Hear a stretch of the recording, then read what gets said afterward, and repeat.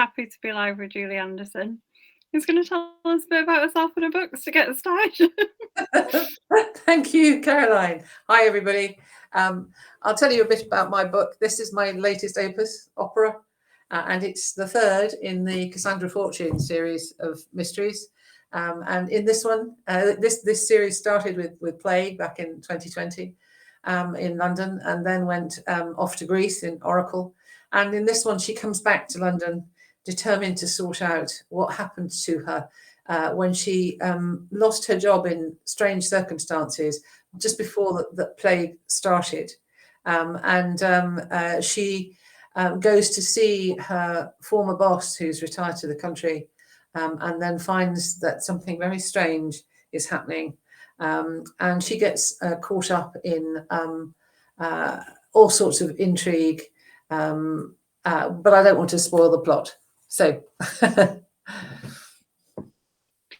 I really like, so sorry, we'll explain to people that we were laughing because I messed up the broadcast to begin with.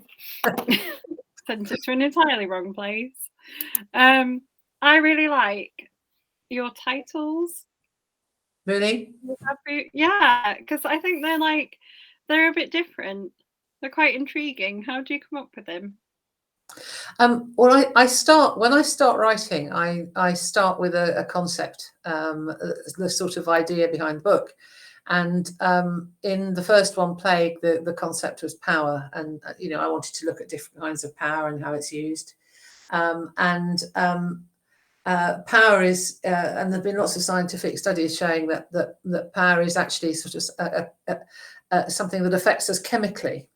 So they say power is a drug and so on. Well, it is, because it actually impacts on our chemical balance, and so that became Plague. In Oracle, I wanted to look at the idea of justice, and how our current systems of justice, which involve a whole process whereby our peers listen to evidence from both sides, had evolved from something that was much more crude and brutal, and it was in times back in ancient Greece. So that was set in Delphi, which of course goes back to ancient Greece. So that became Oracle. And now in the third one, this is about truth, and what is fake and what is real. And of course, an opera, like a play or any kind of theatre, plays with that idea. It's a representation of the truth, but it's also striving to show a deeper truth through art and so on. God, this sounds really pretentious. So that's how I arrive at them. It's a really good answer. Oh, right. Oh, good. Well, you're on the bit about the titles. You design the covers as well. No. That's a lady called Petra Tankova, who's the in-house designer at Claret Press, who's a Russian graphic artist, and she does all the covers. Well, not all of them, but she does a lot of the covers for Claret Press books, and she did the ones for me. I get to see them and comment on them and so on, but ultimately she knows what she's doing. It's her idea. So she does it, and she designs the inside of the book as well. So it's she that sets out the text and puts the illustration at the start of each day and so on. She's brilliant. These are quite unusual covers for like a crime novel. Yeah. But that's not a bad thing. It's not I'm not saying it in a bad way. Sometimes I think having a different cover makes you stand out.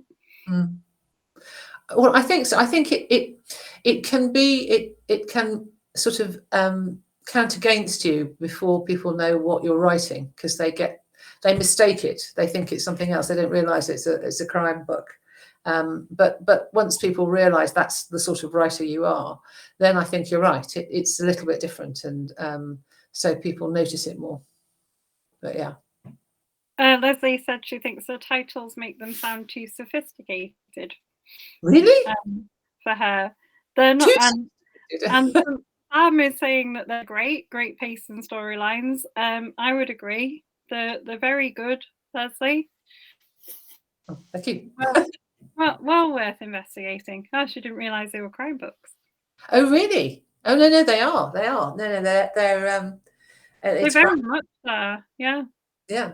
I mean, they've got their themes, like truth and power and justice and all that sort of thing. But they're mysteries. There are murders, and the heroines and heroes have to resolve them and so on. So yeah, they are. There's lots of like interesting bits as well, isn't there? Because I remember in Plague, there's like a lot of bits about the kind of underground London and sort of bits that you don't know are there. But that I thought was excellent. Like I loved you sold me on the series with that sort of little bit of quirkiness, if you know what I mean. That's a bit different. Yeah. I think you get. I mean, I'm a history nerd. I just always have been.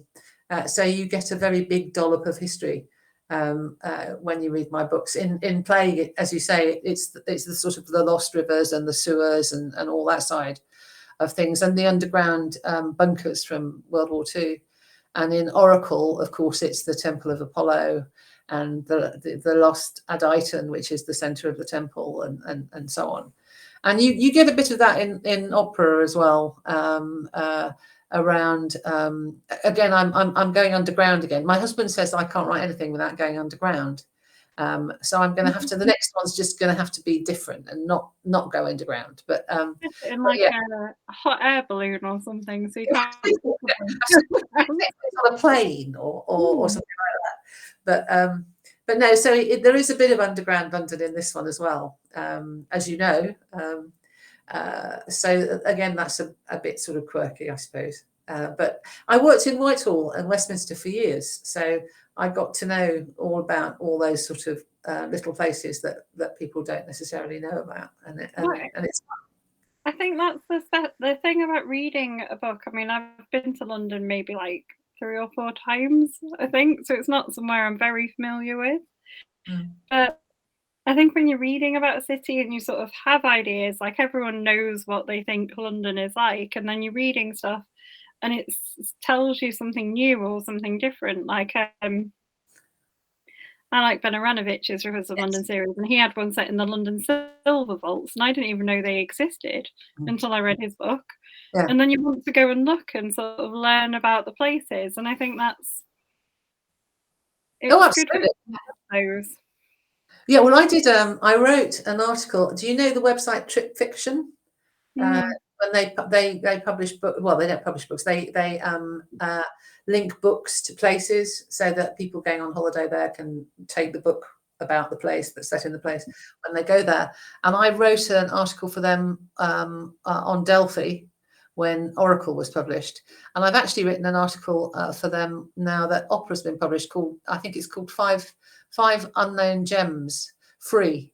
So it's places that appear in the novel that people who visit London might not necessarily go to see. Because I mean, everybody goes to the Tower and does all that, Buckingham Palace, and of course, right now there are other reasons, but we won't go into that for people to come to London. But I mean, there are little hidden places in plain sight. So I mean, you've read the book. There's Duck Island Cottage, for example, in the middle of St James's Park, which people walk past and don't realise they can go in and look around. And the wonderful Brompton Garden Cemetery, which is slightly off the beaten track, it's towards Chelsea, but I mean that's 3 acres of gorgeous graveyard. Now I know that probably sounds horrible, but it's actually designed. It was set up in the Victorian era. It's one of the Magnificent Seven, so-called the Magnificent Seven cemeteries that were set up at the start of the Victorian era.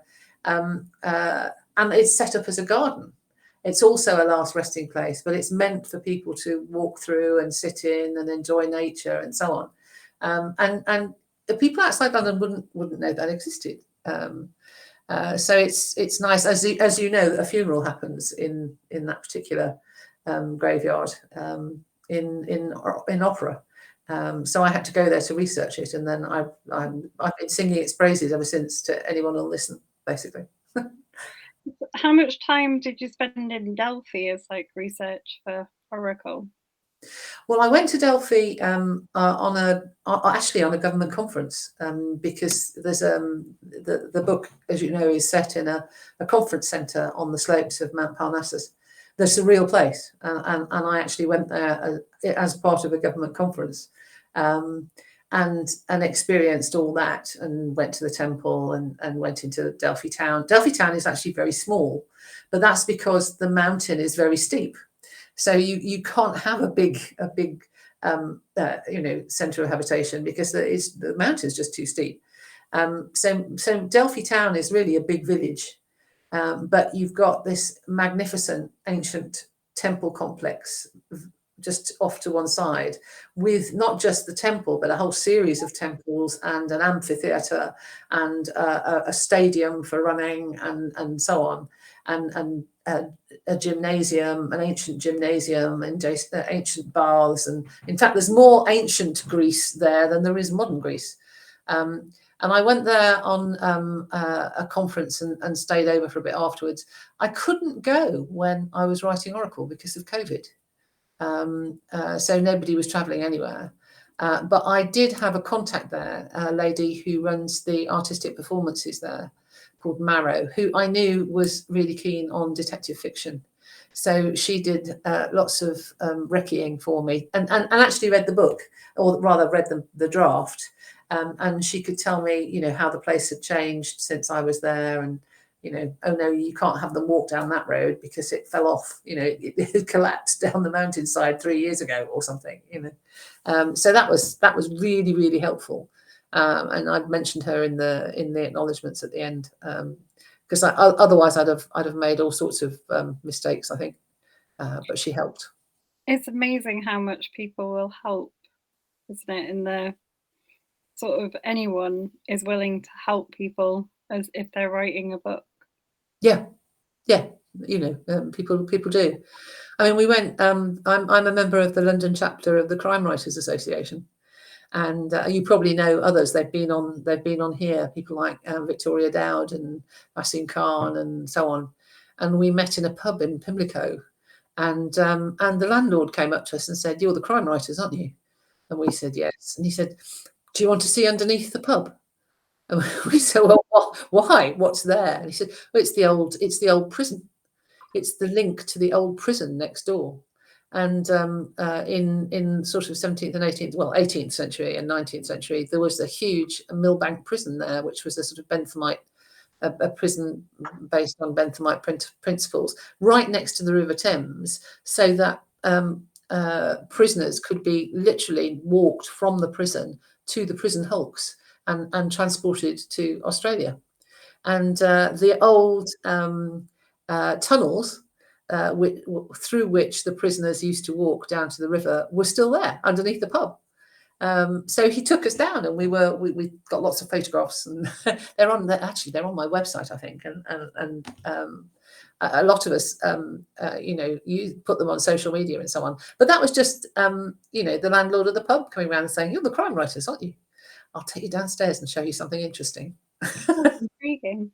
What is a Benthamite principle? Sorry? You said the prisons were built on a Benthamite principle. What is that? Jeremy Bentham designed prisons that were panopticons. They were big circles. So, and you had a sort of central watchtower right in the middle, and they looked like a sort of wagon wheel, So the idea was that every wing could be overseen by this sort of central body, and then there were little sort of watch places all the way around the edge. So that's a sort of utilitarian design that Jeremy Bentham came up with. There you go. You learn something new every day. Oh well. Anyway. I don't know. I love learning a new fact. It's interesting. Yes. Well, yes, and I mean, it was that's where the prison was. I mean, it's not there anymore. It's Chelsea College of Art and Tate Britain, But before all that, it was this massive Millbank jail, and the pub was there at the time. The pub was next door to the jail, And the sort of tunnel is now underground, but that was open to the air at the time, and that was the sort of path they'd come out. It was the gap between the prison and the pub, and they'd come out of the prison and walk down along to the prison ships that were moored at the dock at the end of the road, as it were, at the end of the tunnel. So that was very interesting. It is. My other new fact I learned today was that before modern diagnostics, they used to taste people's urine to see if they had diabetes. Oh, they used to test people's urine for just about everything, didn't they? No, they tasted it to see if it was sweet. Oh, I And that's see. how they diagnosed. Oh, well. I mean, I know they used to test for lots of things in urine, because I mean, and a bit of quackery as well as real testing, if you know what I mean. Oh yeah. Because I mean, I know that they used to test urine to see whether women were pregnant before they had, the standard pregnancy tests, for example. You wouldn't have a blood test, you'd have a urine test, apparently. I learned that in researching my next book. So what's like one of the most interesting things you've learned in your research? Or like the quirkiest thing you've learned? The quirkiest. Hmm. Oh, now that's a difficult question, because I've learned a lot of quirky things. I suppose I don't really know. I'd have to give that some thought, Cass. I really would. We can come back to it. Sorry? I said we can come back to it. Yeah, okay. Okay. Laura said hello, by the way. I Sam wants to know that she says the places you use are very much characters in their own right. Do you have a favourite? And she's very right. I agree with Sam. That's a very, very accurate point.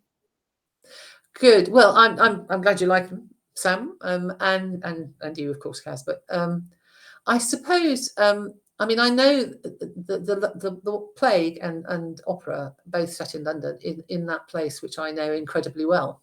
So in a way, that's sort of a given, I suppose. Although, of course, I don't know the sewers very well because one doesn't go down there.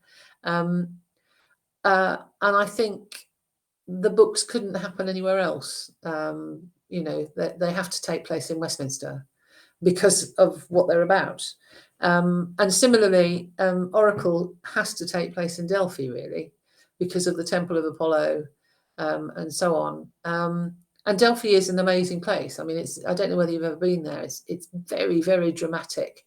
It's halfway up this very big mountain, and there's this huge drop down to the valley, and you can see the valley going away to the sea, and there's the sea on the horizon.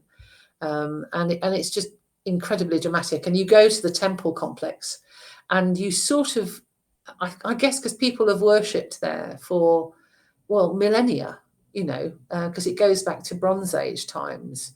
So, I mean, 3,000 years BC or BCE. And it has a real sense of the numinous, of the otherworldliness. And you understand why the ancient Greeks put a temple there, because you go there and you think it's so dramatic and so beautiful. And you sort of think, well, this has got to belong to a god, because it's just so stunning. So I think Delphi and the Temple of Apollo is an amazing place. Whether it's my favourite one, I think, I don't know. You see, I really like Westminster as well. So I can't answer your question, I'm afraid, Sam. I'm having it all ways because I like both of them. It's an amazing place. And we were talking about Iceland earlier at school. There's this amazing place in Iceland called Skarhol, and it's got a church there, and it's just in such this beautiful. Iceland's a beautiful country, but it's just in this really beautiful place that even if you're not religious, I don't think you couldn't help but feel like there was something really special about that place. Yeah, and that's like Delphi. You don't have to believe in Apollo or any gods at all, but you sort of think, something's going on here. There's something otherworldly, which is quite special. And it's really hard to capture that kind of special feeling, I think, about places like that. Because everyone sort of will have their own interpretation, I guess, in a way as well. Yeah. Would you be tempted to take Cassie out of London again? Possibly, yes. I think I started planning out the next one because Claret wants another one, and it takes place some years after Opera. Because if you think about it, the three, Plague, Oracle, and Opera, happen one after the other very, very quickly. Because Plague is in September, Opera is just before Christmas, so that it all happens in about a 3 to 4 month September, October, November. Yes, 3 to 4 month period. So I've sort of then jumped ahead a bit for the next one, and so things have changed a little bit. And although it's still in London, she's going to other places as well. Do you have in mind sort of an end to the series with her? Like a set number of books? Because some authors start a series, don't they, with a sort of an end in sight, like they know it's going to be 12 books, 5 books. Yeah. And when I started for Claret, I signed up for 3 books. So Opera was the third one, and it was going to be that was it. That was the trilogy. But in fact, you've read it, so you understand that the story continues. And I said I would do another one. I wouldn't sign up to doing more than another one because I want to do other things as well. And we'll see. We'll just see how it goes. So although I said I'd do 3 and then I'd stop, and I have started a different project because I want to do something a bit different next, I have also agreed with Claret that I'll do at least another one.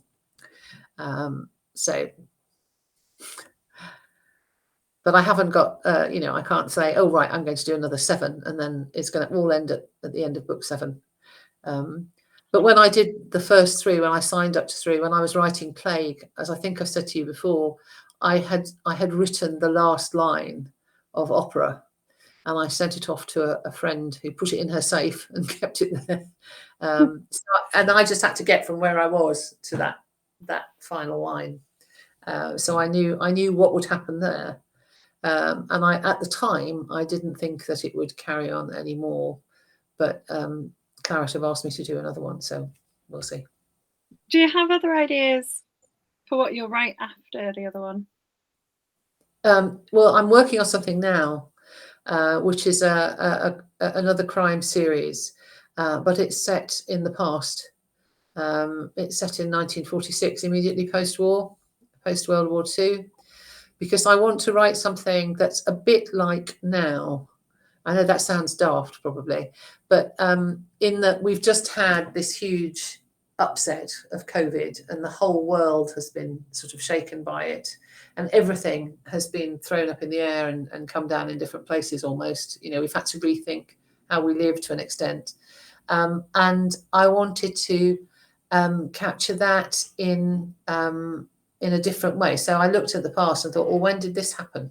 And actually, that's World War II. So immediately after World War II, you have this period where everyone's exhausted. They want to go back to normal. They want it to be how it was, but actually they don't want it to be how it was. They want it to be better. And so I'm set the book then, largely, I think, to try and reflect the situation now. But it's only in rough draft form. What we were talking about this last week when we were doing the Bloody Scotland interviews, and Liam McIlvenney was saying that he feels that things kind of written almost in a living memory aren't historical books. Yeah. He said it's like past 60 years, so I guess like yours is still is veering into what he would consider to be a historical novel, but yeah, I mean, things he writes in the 70s aren't. Yeah, but I mean, my mother is 95, and she can remember the post-war period. I mean, not many people live till 95, but she can, and she remembers things like, for example, she was working in one place and she changed her job, And she thought she was going to get into trouble because there was still restrictions on labour. So you couldn't just choose to change your job. You had to ask permission in order to move from one job to another job, because there'd been restrictions on movement of labour during the war. So, and they weren't repealed after the war. So she moved from the job that she was in to another job, and she thought she was going to get into trouble. But in fact, she went to work for a food manufacturer. And because they were sort of protected jobs, again, a hangover from the war, food production was important, she got away with it. But I remember her telling me about that. So although the war was over and the killing had stopped, a lot of the restrictions on civilian life were still in place. And that intrigued me as well. I mean, when you think about COVID, COVID's still out there. And although we think of it as in many respects, it's over, we're not in lockdown anymore. You only have to think about, a new strain coming along, and all those restrictions will be in question again. Do we go back to having to wear masks? Do we go back to et cetera, et cetera? So it isn't as clean an ending as you would think, even to something like the Second World War, because a lot of the restrictions carry on. And a lot of the rebuilding and stuff carried on. No, I know what you mean. I managed to make it 2 years through COVID and then caught it in June. Oh dear. No, I got it earlier this year, actually. I was all right. I got through it as well. And then I got it. I went to a concert, and although it was in a church and it was lots very airy and so on, I got it. So, but I was fine. It didn't feel very well for a bit, but it wasn't that bad, really. No, hello, everybody. I was fine. I think I just I went on a school trip to Birmingham. Blame Brum. That's the thing. Well, it was at the NEC. I think it was more that it was just very busy. Yeah. Well, those big events, they do, don't they? I mean, they're sort of better events, but yeah. Sam shared your website so people can go and see the pictures that you were telling us about in the pub. Yes. I think we've talked about you sharing photos before, because I think you have lots of them, don't you, for like various things that you've done. Yeah. Mills Pixie says evening. I think this is Patsy, says Scotland. A bit stricter. Is that, yeah, hi Pat. I'm just guessing because it says Scotland. Yeah, Scotland free. If you can't. I think that's Pat. Hello, Laura, as well. And Facebook user. I don't know. The Facebook user has arisen a few times in the chat. I don't know who that is. But it's I think there's a way that it does. Oh, it's Donna apparently. Hi, Donna. There you go. Sam knows. Donna is currently in Scotland. Yeah, of course, because of bloody Scotland. Yeah.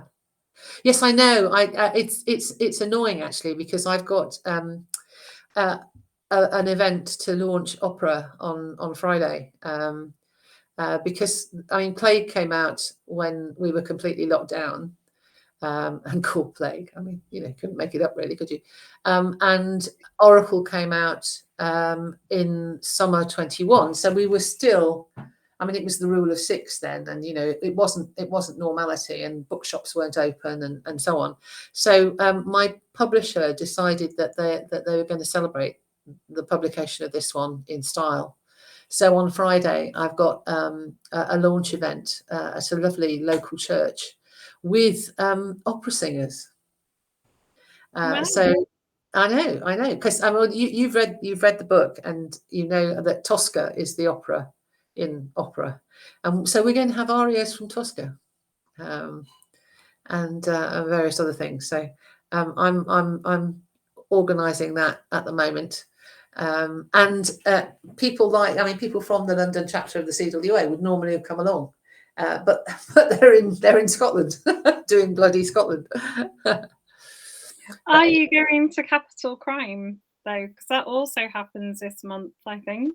It does, but I'm not, because I'm taking the opportunity to get away for a while, because I've got Clapham Book Festival coming up in October, and I haven't been away since July. Haven't been over to Spain. So once this event is out of the way, and I've done a number of these interviews because of publication of opera, I'm going to take the opportunity and go away for a while, and then come back into full-on book festival mode, organising the Clapham Book Festival. So I will miss Capital Crime. I am coming up to Newcastle later in the year, though. I'm coming up to Newcastle Noir with Jackie, Dr. Noir. So I'll be up there. I'll be up there then if anybody's from that neck of the woods. And don't know quite whether I'll be there Friday or Saturday or Sunday, but I'll be there. I think we do have quite a few members up in that neck of the woods. Mm-hmm. Oh well, I will be there. So do come and say hello. And Who have you got at Clapham Book Festival? Just for the people who are watching who are London based. Absolutely, yes. I will do the puff for Clapham Book Festival.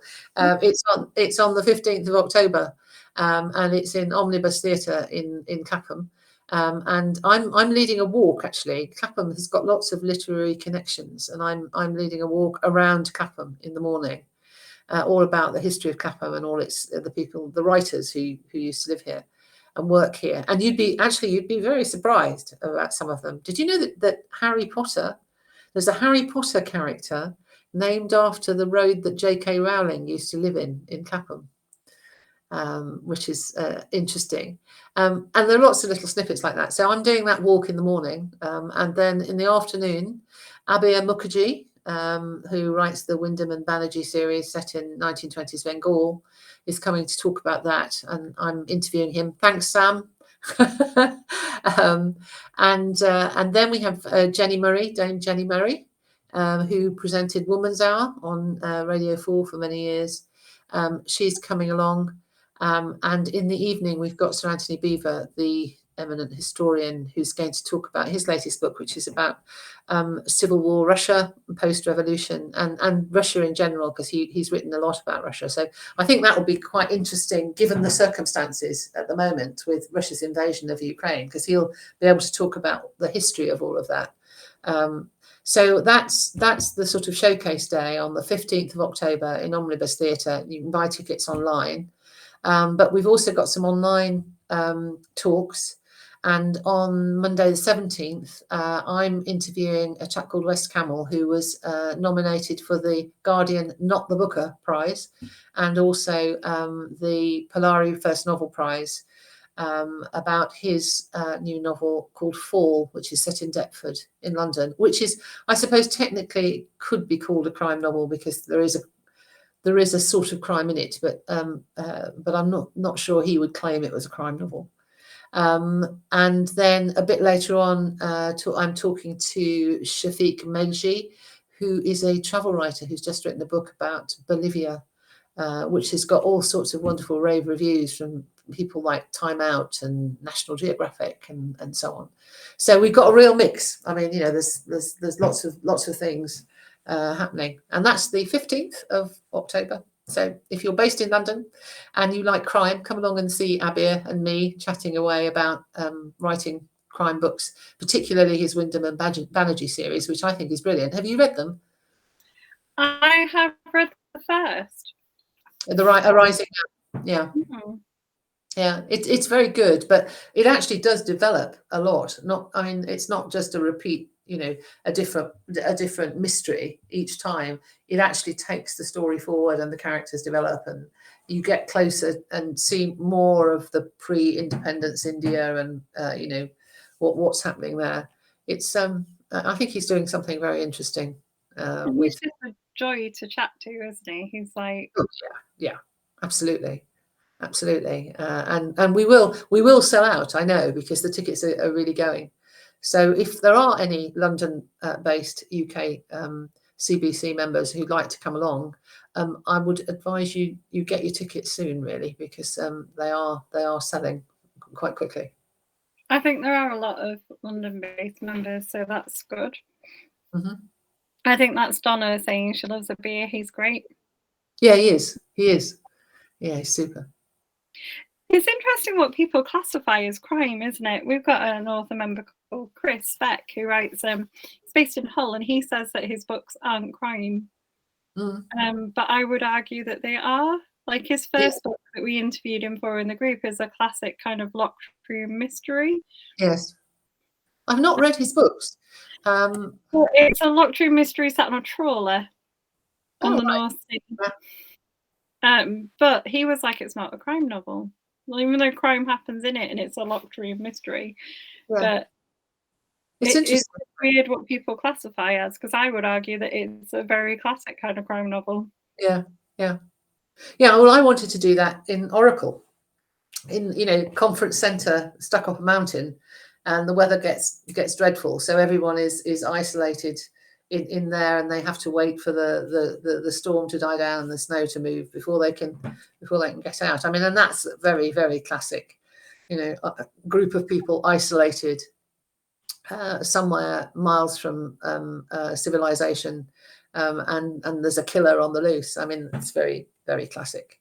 And I'd have thought a trawler was a similar sort of situation personally, but it depends. It depends, what he saw it as. I mean, have you read the Stu Turton novels, The Devil and the Dark Water? I haven't. I've got it on my Kindle to read, but I haven't read it yet. That's good. I mean, that is a crime book. It definitely is, but it's a very unusual one, and it takes place on board a ship.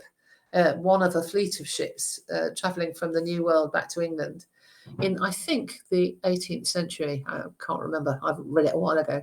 But that's very twisty, in a very classic crime book sort of way. Lots of twists and turns, and which I hope there are in opera, to be honest. That people say that you there are surprises and you don't know what happens, and I think The Devil in the Dark Water is absolutely full of them. Oh, I think my introduction to those kind of classic sort of locked room ones was Anhalt's 1222. It's sort of set on the railway line between Oslo and Bergen. Oh, right. No, I've not read that. That's amazing. They get kind of snowed in, and a crime happens. It is like the most kind of classic crime scenario, but it's actually set at Finse railway station, which is one of the highest above sea level. Oh, right. Okay. Oh, well, that's a really, really strong setting for a crime novel, isn't it? I mean, we were talking about settings earlier and place and how important it is in certain respects, and I mean that's a unique place and a unique setting, really. I think they used part of it as like part of Star Wars, when they did Hoth. Oh, right. I think parts of it are like at Finse because it's so high up. Yeah. All right. Oh, well. Hey ho. I might be wrong about that though. I'm not a Star Wars nerd. No, me neither. Well, on the oh look, there we go. Sam's shared a link to the Clapham Book Festival programme in the group. Thanks, Sam. She's just brilliant, isn't she? Yes. Yeah. Well, we're on the Clapham Book Festival, and just your kind of book festival organizer persona. What are your favourite reads of the year so far? And they don't have to be crime. Oh, my favourite reads so far. No, now that's very difficult. I had okay. Let's see, non-fiction. I've just finished a book that I started reading for research, but I've really enjoyed it, and I think it's around here somewhere. I'll just get it. Hold on. I just love it when we do a chat and the author gets up to go and get something.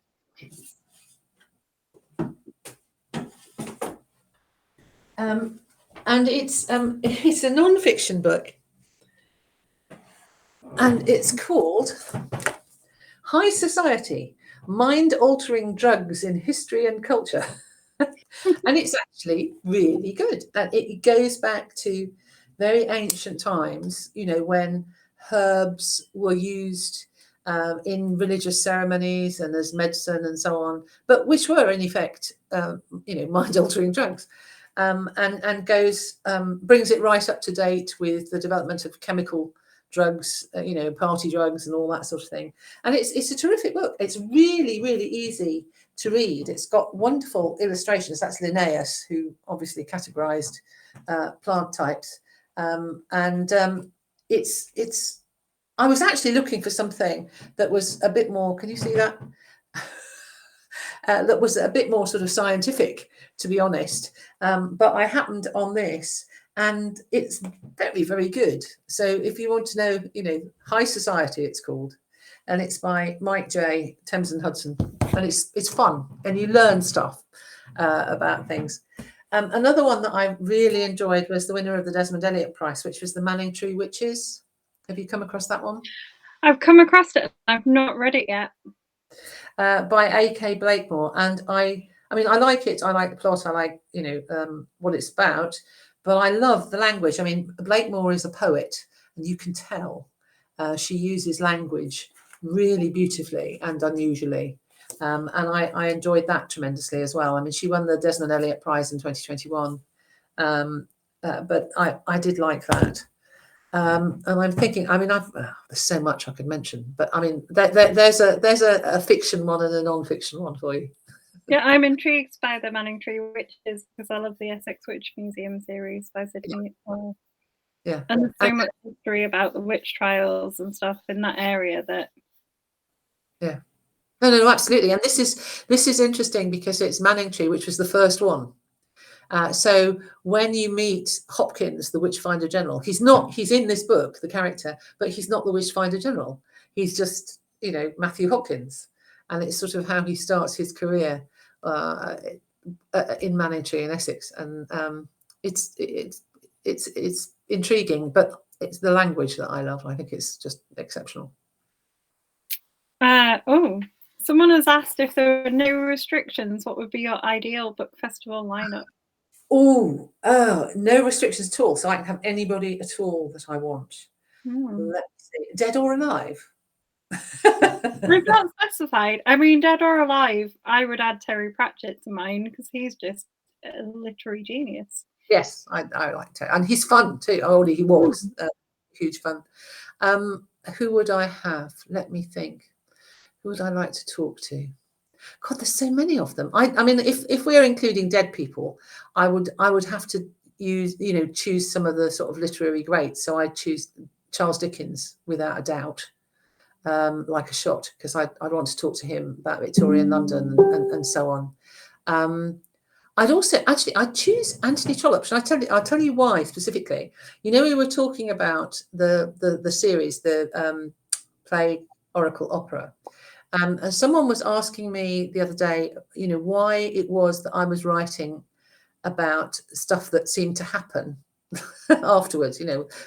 So a lot of the corruption, for example, that's in Plague, and, you know, the contracts for friends and so on seem to happen through COVID and all that. And I remembered and referred her to a book called The Way We Live Now. Have you read it, by Anthony Trollope? He wrote it. It's unlike anything else he wrote. He wrote lovely sort of moral tales about Barchester, you know, the Warden and the Barchester Chronicles and so on. I mean, they were satiric, they were quite biting in their way, but this was his political novel, and it satirizes the financial scandals of the 1870s. And he essentially wrote it because he was appalled by the greed and self-interest that he saw in public life. And I think that it's a bit like that now. Actually, you know, that people have power and use it to further their own interests rather than do the job that they're elected to do, which is further the interests of everyone in the country. But that's, you know, that's my view. So I'd invite Anthony Trollope. Good answer. I think Emily Bronte would have to be on my list. Yes. And Mary Wollstonecraft. I'd like to talk to her. And not just about Frankenstein, but about her suffragism and feminism. I think that would be really, really interesting, actually. Oh, well, there are so many. That was a good question, whoever that was. Oh, and Sam's put in a link to Anthony Trollope's books. He's not in my. I think I've never really studied English beyond school, and I wasn't very good at school. Says the teacher. No, but Terrible thing to admit to. So all my classics kind of reading has been like the self, like I wanted to stretch my pocket money, so I used to buy the pound classics. yeah, Get yeah, more books. yes, absolutely, absolutely. Yeah. No, I don't blame you. And I mean, I've got loads of them. I mean, you can tell them by the spines, can't you? They're all that single color with English classics or something written at the bottom. So I'd find like an author that I liked and then just stick with them, if you know what I mean. So I don't think like I probably haven't quite read a lot of classics, but I just used to go veering down a lot of pathways. I've read a lot of Jules Verne. I had quite a Jules Verne phase at one point. I have a real fondness for those sort of adventure stories, like sort of Jules Verne and Alexander Dumas, and all of those full of daring do and so on. I'm very fond of those. It's sort of childhood, I guess, but yeah, great fun. Sam has asked if you haven't visited yet, but would like to for research, pleasure, or both. Sorry, I didn't hear that. Someone said, is there somewhere you haven't visited yet, but would like to for research or pleasure, or both? Oh, blimey! I could name all sorts of places. I think, where would I like to go that I've not been? I'd quite like to go to Australia, actually. I've never been to the Antipodes, and I'd quite like to go to Australia and to New Zealand because it's supposed to be very beautiful, and because it's on the far side of the world. There's something very romantic about going to the far side of the world. So I'd quite like to do that. I don't know whether I'd set anything there. I'd have to really get to know it before I did, I think. But it is very attractive. A colleague of mine, a fellow author at Claret Press, Steve Shepherd, wrote a sort of comedy novel called this is a spy spoof called A Very Important Teapot that he set at I think it's the Wollongong Folk Festival or something in the Australian outback, which he knows because his sister lives there. And I think I'd have to get to know somewhere before I could set a novel there. But I got an Italian agent, and they keep saying, "Are you going to bring Cassie to Rome?" Which would be lovely because I used to live there. And I could set something there, but it would probably have catacombs in it, so I'd be underground again. And that's getting a bit repetitive. I'm always taking Cassie underground. Oh, the Rome catacombs are amazing. Yeah, so you can go on tours of them. So, yes, I think this is Donna. I hope this is Donna. She said, "Did you see the new bug they found in Australia? It was huge. Puts me off ever going there." Donna, if this is you or whoever it is, this is a reason I would never go to Australia as well. Yeah, I don't like the spiders either. The idea, I really don't like them. But it might have been Donna. She said she's got to go now. Yeah. Wants to say thanks.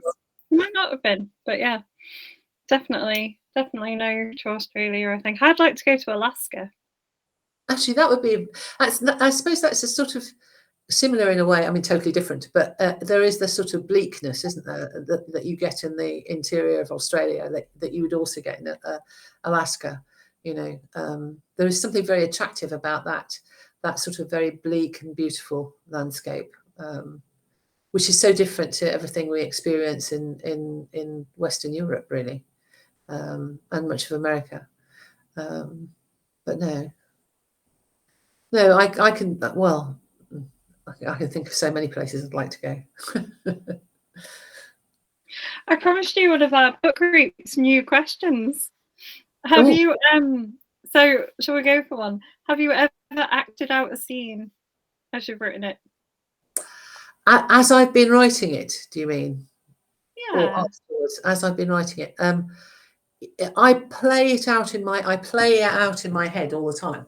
Yeah. So I will write something, and then I mean I won't speak to myself, speak over there and then speak over there, but I act it out in my head quite a lot, and see how characters react to other characters. So I'll sort of think it through in as if I'm one character, and then I'll think it through as if I'm another character, and sort of act it out, and that changes the dialogue sometimes, because you're trying to be in the character's head, and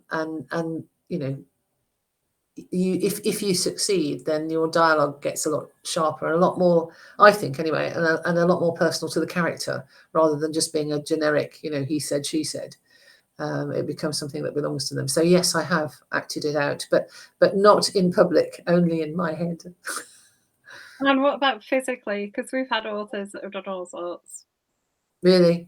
Well, I've never acted out anything physically. I mean, I've acted in things, like when you're at school and when you're at uni and stuff, but it's never been particularly something that I've wanted to do. I'm not extrovert enough to stand up on a stage and perform in that way, I don't think. I prefer the more cerebral stuff. I'm with you on that. There's a reason I study science. You don't have to go and do any acting or.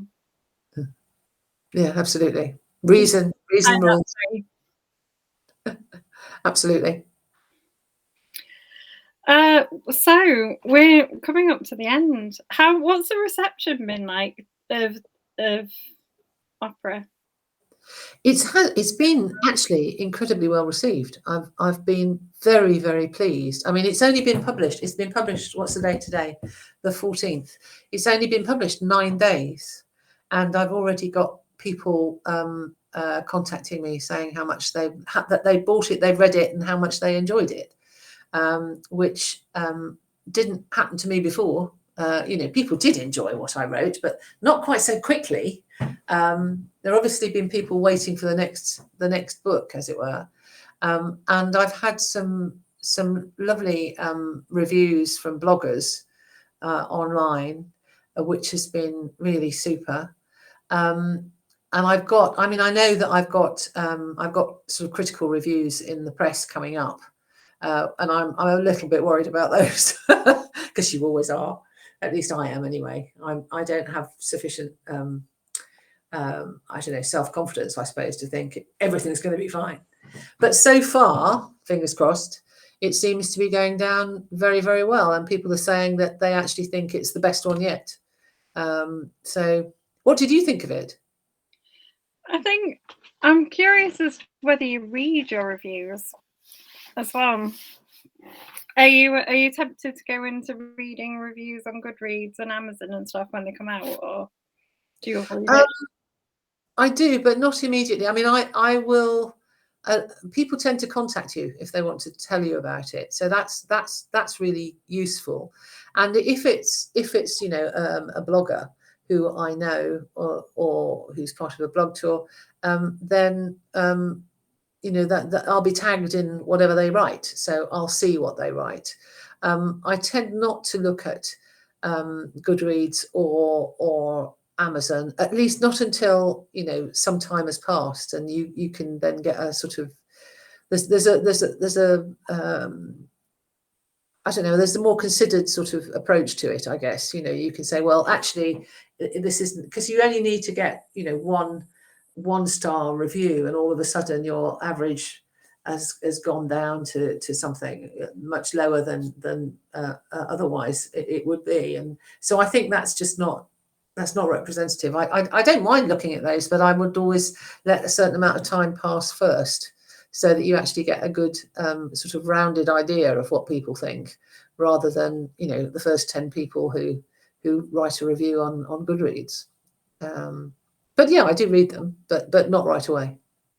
It seems very reasonable. We've got 4 minutes left. Okay. So do you want to give people a reminder about what they're going to go and buy? Show them some books. Tell them if they can buy signed copies of books off you. Well, you can do. I mean, I've got some. I've got lots of signed copies at the moment because of this event that's happening on Friday. So if people do want copies, they can contact me and I will send them to them, and they can pay me on PayPal. But yeah, this is it. It's called. Its tagline is "Truth Never Dies" because it's about the subject. The central idea of it is truth, and I'll read the blurb so that you get an idea. And it says, "It had been solely personal, not anymore. Determined to lay to rest the ghosts of her past, Cassandra Fortune asks a former head of GCHQ for help, only to receive a message from beyond the grave, a riddle to puzzle out and a murder to solve.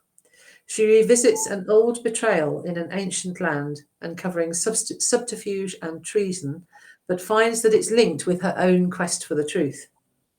As Christmas approaches, a shadowy presence haunts her footsteps. Is this because of the case, or is it the return of an old enemy? His criminal network shattered, is he seeking revenge? What is real and what only appears to be? Who can be trusted and who is double dealing? Cassie must find the truth and survive." And that's opera. So it's in the world of the secret, set in the world of the secret services, and it's all to do with what's happened 10 years before, but it becomes very immediate for Cassie, something that she has to resolve, because there's a murder, well, more than one. So that's how it arises. One final question from me before I read you the last comment. Is Cassandra named particularly because that's also the name of a muse, or? Well, she's named for the daughter of King Priam, King of Troy, because as you undoubtedly know, Cassandra was gifted with second sight. She could tell the future. She was given the gift by the god Apollo, who then she refused to sleep with. So given that he couldn't take his gift away, he also cursed her and said that, yes, she could tell the future, but nobody would ever believe her. And it occurred to me that actually a detective is someone who's quite like that sometimes. They have to try and work things out and tell the future in a way, and often they are not believed. So I thought that would be a very suitable name for my sleuth. And I knew that I was writing the second book would be set in Delphi. So there's that connection with ancient Greece, because you will remember in Oracle, there's a sort of running joke in that everybody she meets in Greece said, "Oh, Cassandra, daughter of King Priam," and she said, yeah. So that is why I gave her that name. So Donna said that it's been fab. She's intrigued by your books for ages, but now she knows more, she'll definitely be checking them out. Well, I hope you. Laura said it's been very interesting, and Sam says she loves your interviews. Oh, thank you, Sam. You're a sweetie. Yeah, she's a very special lady. So all that's left to say, thanks for joining us. Oh, I enjoyed it. It was good. It was good having a chat about books, which is always tremendous. It's always a good thing. Yeah. Okay. Well, thanks everybody, and nice to talk.